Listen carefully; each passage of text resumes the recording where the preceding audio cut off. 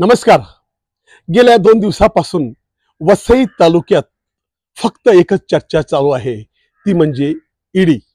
आणि ईडी वसई तालुक्यात एका दिवशी 13 ठिकाणी ईडीची धाड पडली आणि त्यानंतर संपूर्ण वसई तालुक्यामध्ये बोंबाबोंब चालू आहे. ती म्हणजे YS रेड्डी, महानगरपालिकेचे नगर रचनाकार.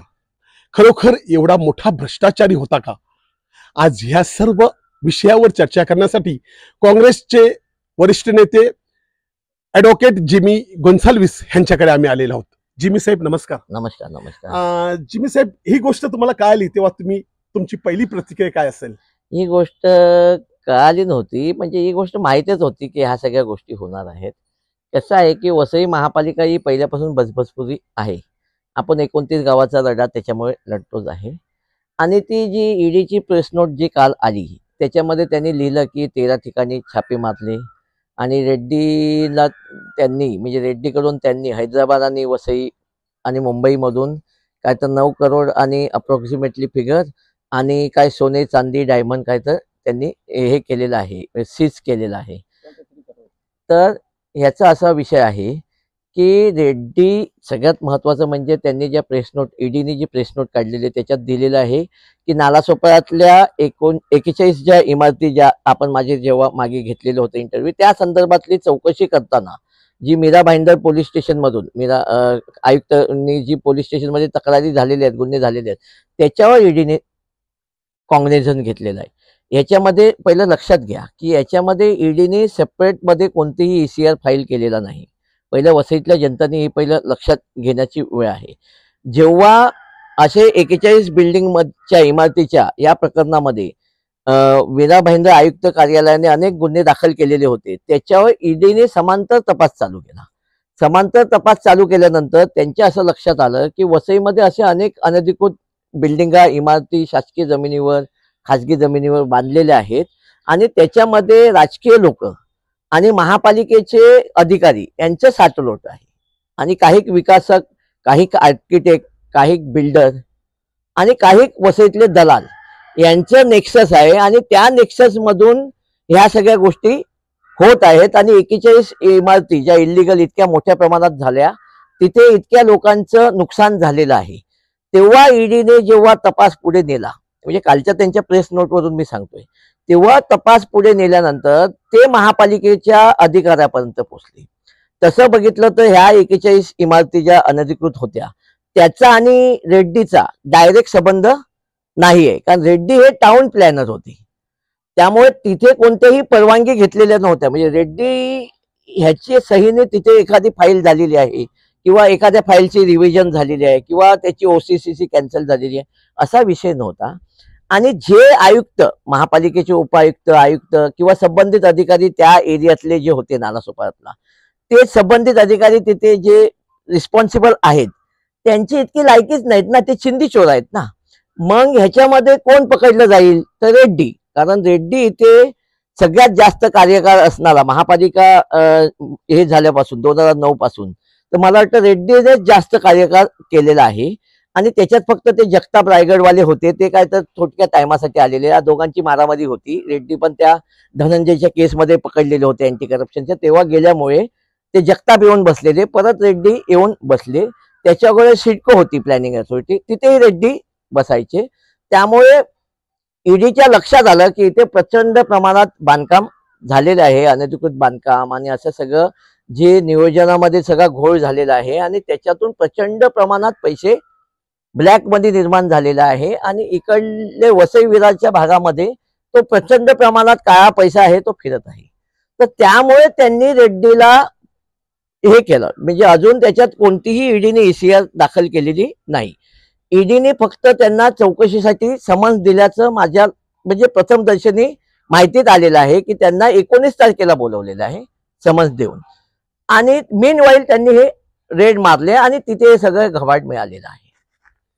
तुम्हाला काय वाटते, हे जे रेड्डी आहेत ह्यांना एकदा IT ने पकडून त्याच्यावरती केस देखील दाखल केलेली, त्यानंतर पुन्हा येऊन इथे बसले, त्याबद्दल तुम्ही काय बोलता? मी तेच सांगितलं ना तुम्हाला की रेड्डी जाऊन जगताप आलेले रायगडवाले होते परत रेड्डी येऊन बसले. म्हणजे रेड्डी वसई विरार मध्ये बसलेले आहेत टाउन प्लॅनिंग.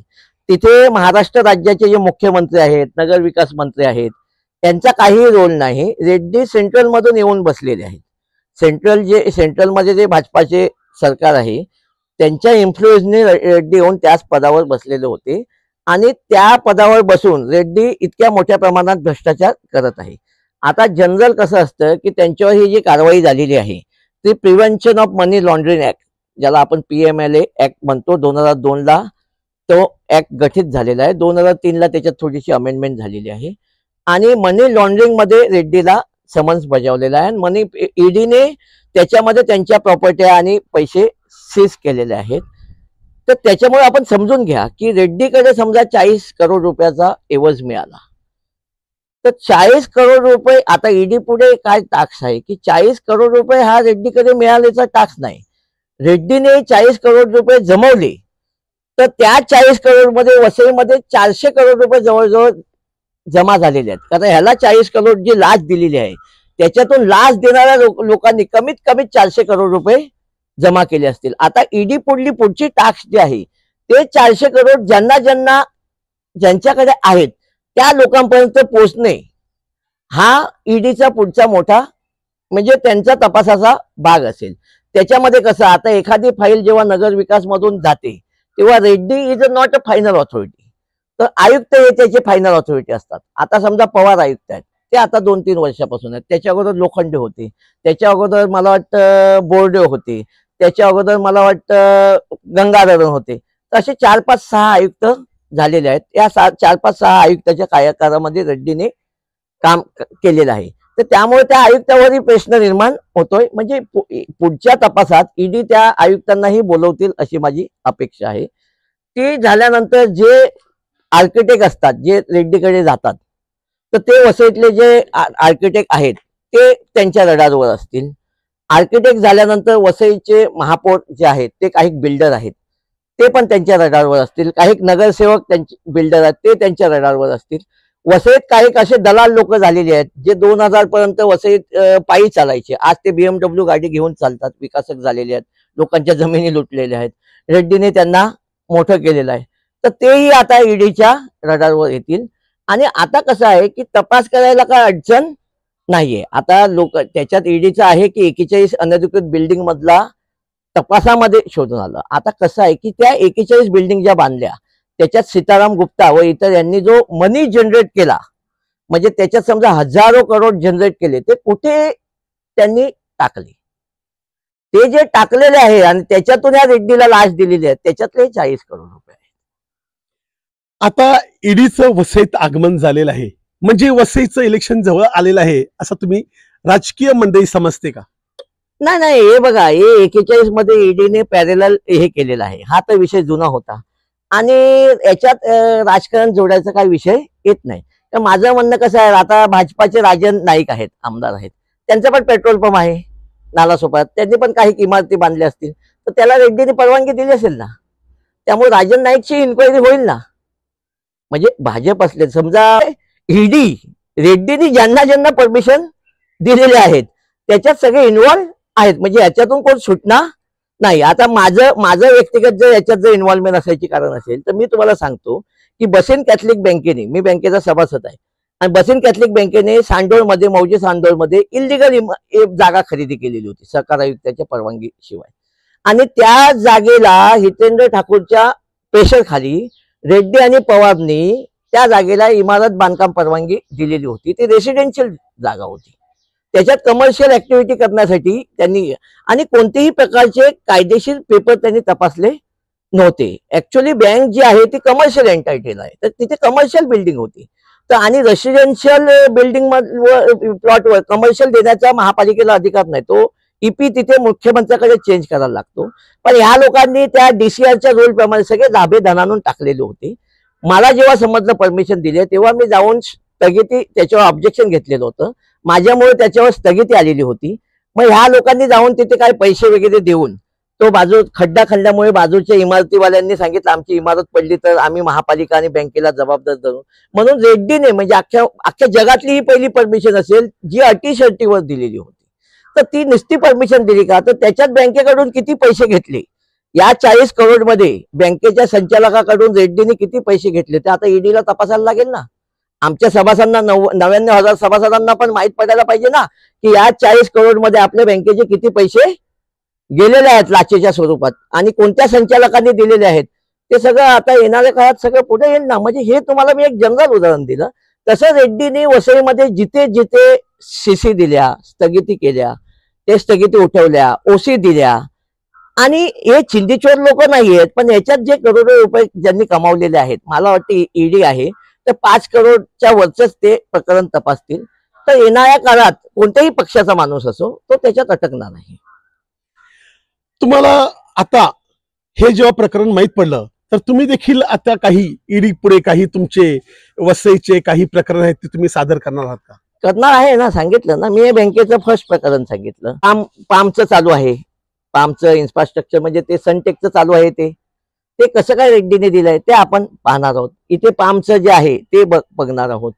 ते वसई विकास सहकारी बँकेचा सीएफसीचा प्लॉट होता, त्याला कशी एनओसी दिलेली आहे, त्याच्यातून काय पैसे घेतलेले आहेत का, असे अनेक प्रकरण जे आहेत वसई मधले, जे अनेक प्रकरण आहेत. आता मला वाटतं चोळण्या गावात कोणीतरी 31 मजल्याचा टॉवर बांधायला घेतलाय, तिथे जायला चालायला रस्ता नाही, ते 31 मजल्याचा इमारत तिथे बांधायला परमिशन कशी दिली. तर हे सगळे लाचेचेच प्रकार आहेत ना.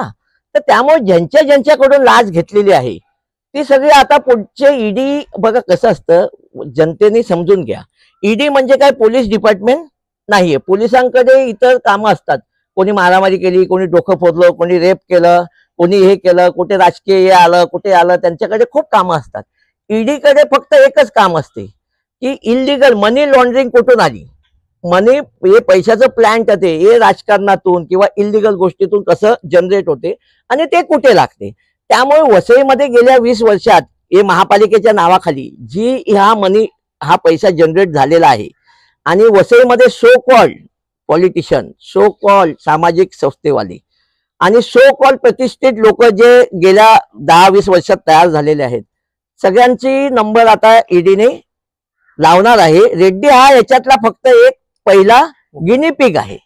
रेड्डी गिनीपिग आहे. रेड्डीच्या माध्यमातून ईडीने वसईमध्ये एंट्री केलेली आहे. मला वाटतं मागच्या वेळेला त्या दिवाणच्या केसमध्ये विरार कंपनीच्या घरी ईडी आलेली होती, त्याच्यात त्या ठाकूरांचा मुलगा एक कोण अरेस्ट होता, ती सोडली. ती वसईतली दुसरी ईडीची कारवाई आहे आणि या कारवाईमध्ये मला वाटतं वसईतले जास्त नाही पण पुढच्या वर्षभराला 1000भर लोक इन्व्हॉल्व्ह होतील अशी माझी आशा आहे.